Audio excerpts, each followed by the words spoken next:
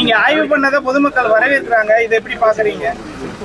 முதலமைச்சர் மாண்புமிகு தமிழ்நாடு முதலமைச்சர் அவருடைய அறிவுறுத்தலின்படி மக்கள் குறைகளை மக்கள்கிட்ட போய் கேட்டு தெரிஞ்சுக்கணுங்கிறது தான். இப்போ நீங்கள் மருத்துவராக இருக்கீங்க சார், நீட் தேர்வு விவகாரம் வந்து பெரிய கனிம கல்குவாரி மட்டும் தான் ஆய்வு பண்ணியிருக்கீங்க. மணல் குவாரியில் முன்னாடி நடந்தது நிறைய முறைகேடு நடந்தது குற்றச்சாட்டு இருக்குது, அதெல்லாம் ஆய்வு பண்ணிருக்கீங்க? எல்லாமே எல்லாம் இது கனிம வளத்துறை சம்மந்தமாக எல்லாத்தையுமே ஆய்வு செஞ்சு தான். இப்போ கனிம வளத்துறையில் வந்து அரசு அனுமதி பெற்றுட்டு ஒரு அரை மணி நேரத்தில் போகிற வாகனத்துக்கு வந்து 5 மணி நேரம் போட்டு அதில் முறைகேடாக அள்ளிட்டு போகிறதா குற்றச்சாட்டு விவசாயிகள் சொல்கிறாங்க. கனிம வள சுரண்டலை தடுக்கிறதுன்னு சொல்லிட்டு முதலமைச்சரும் பேசியிருக்காரு, ஆனால் எதுவுமே தடுக்கப்படலை அப்படின்றது மாதிரி விவசாயிகள் குற்றச்சாட்டு பண்ணுறாங்க சார். அந்த கனிம வள கொள்ளையை தடுக்கிறதுக்கான அனைத்து முயற்சிகளும் தமிழக அரசு முதலமைச்சர் அவர்கள் தலைமையில் ஒவ்வொரு நாளும் அதுக்கான முயற்சி தான் ஈடுபடுது. இப்போ கிராவல் மண் அள்ளியிருக்காங்க சார், பல்வேறு இடங்கள்ல விவசாயிகளுக்கு தண்ணி வரத்து வராமையே அந்த கிராவல் மண் நல்ல இடம் பள்ளமா இருந்து பாதிக்கப்பட்டிருக்கு. அது சம்பந்தத்துறைக்கான அதிகாரிகள் மீது ஏதாவது நடவடிக்கை எடுப்பீங்களா, அதுக்கு ஏதாவது வழிவகை செய்வீங்களா? இந்த தகவல் வரும்போது தான் உடனடியாக அந்த சம்மந்தப்பட்ட அதிகாரிகள் மூலமாக அந்த இடத்த ஆய்வு செஞ்சு, இப்போது முன்னாடிலாம் வந்து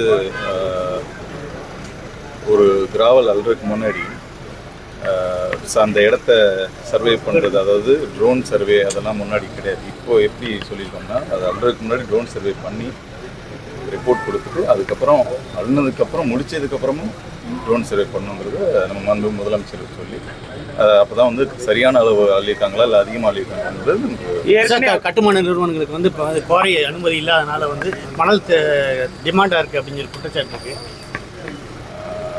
அப்படி ஒன்றும் கிடையாது, ஏன்னா அவங்கள்ட்ட அசோசியேஷன்லாம் நம்ம பேசிட்டு தானே இருக்கு, எல்லாம் சரியாக தான் போயிடுச்சு. கட்டுமானம் பண்ணுறதுக்கு மணலே கிடைக்கல, அதனால் அதிகமான விலை கொடுத்து வாங்க வேண்டிய இருக்குது, அது இல்லீகலாக நடக்குது அப்படிங்கிற மாதிரி. இல்லை டாக்டர், சிவகங்கை ராமநாடு வந்து முன்னணி மாவட்டமாக உருவாக்கும் அந்த ஆட்சியில் எந்த மாதிரி திட்டங்கள் கொண்டு வரதா ஐடியா? இப்போது இந்த மாவட்டத்துக்கான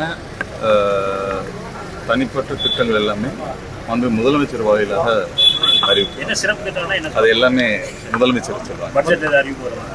சொல்கிறேன். முதல்வர் தமிழ் இது சிவகங்கை மாவட்டத்துக்கு வரது வாய்ப்பு வருவாங்க சார். இப்ப மேல ஒரு குட்டி ஸ்டோரி சொன்னீங்க, அது முன்னாள் அமைச்சருக்கு சொல்லப்பட்ட ஸ்டோரியா? மக்களுக்கு சொல்லப்பட்டது இல்ல, எல்லா இடத்துலயும் ஸ்டோரி சொல்லுவீங்க, ஒரு எடுத்துக்காட்டா இருக்கும். இல்ல அவரு அமைச்சர் ஒரு ஓட்டு வித்தியாசத்துல சொன்னது மாதிரி இருந்தது, அதனால மக்களுக்கான ஒரு அரசர் எப்படி அந்த இல்ல பல்வேறு ஸ்டோரி இருக்கும்போது அந்த ஒரு 99 காசு பிளஸ் 1 காசு சொன்னதுனால அது என்னன்னு கேட்கலாம் சார், வேற ஒன்றும் இல்லை. யோசிக்கவே இல்லைங்க. தனி மாவட்டம் அடிக்கிறது அதை பத்தின டிஸ்கஷன் போயிட்டு வாய்ப்பு இருக்கா? அந்த பட்ஜெட் இல்லை சார், அதிகமா காரைக்குடி பகுதிக்கு மட்டும் ஒதுக்காம சிவகங்கைக்கும் கொஞ்சம் இந்த பக்கமும் பார்த்து ஏதாவது நடத்தி அந்த மாதிரி ஒரு பார்ஷியலாக பண்ணுற அரசாங்கம் இந்த அரசாங்கம் கிடையாது.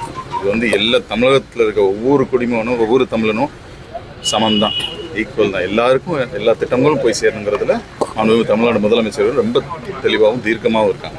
சிவகங்கை மாவட்டம் வறட்சி மாவட்டம் பேர் இருக்குது, ஆனால் காவேரி வைகை குண்டாறு இணைப்பு திட்டம் வந்துச்சுன்னா நம்ம சிவகங்கை மாவட்டத்துக்கு ஒரு அருமையான மாவட்ட ஆட்சித்தலைவர் கிடைச்சிருக்காங்க, ஒரு அருமையான சட்டமன்ற உறுப்பினர், ஒரு 4 சட்டமன்ற உறுப்பினருமே தமிழக வெற்றிக் கழகத்தை சேர்ந்தவங்க. அதுக்கான முயற்சியில் போய்கிட்டு இருக்கு. 4 சட்டமன்ற உறுப்பினர்களுமே தமிழ்நாடு முதலமைச்சர் அவர்களின் தமிழக வெற்றிக் கழகத்தை சேர்ந்த முதலமைச்சர் இது சட்டமன்ற உறுப்பினர்கள் ப்ளஸ் அமைச்சர் பதவி கொடுத்துருக்காங்க.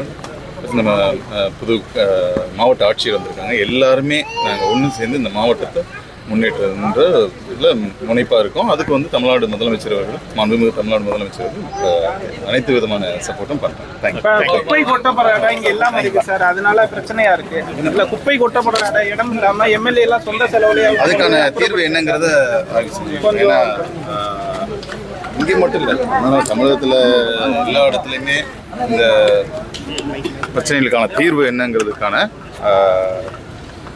ஆய்வுகளையும் அதுலையும் ஈடுபடுத்தாங்க.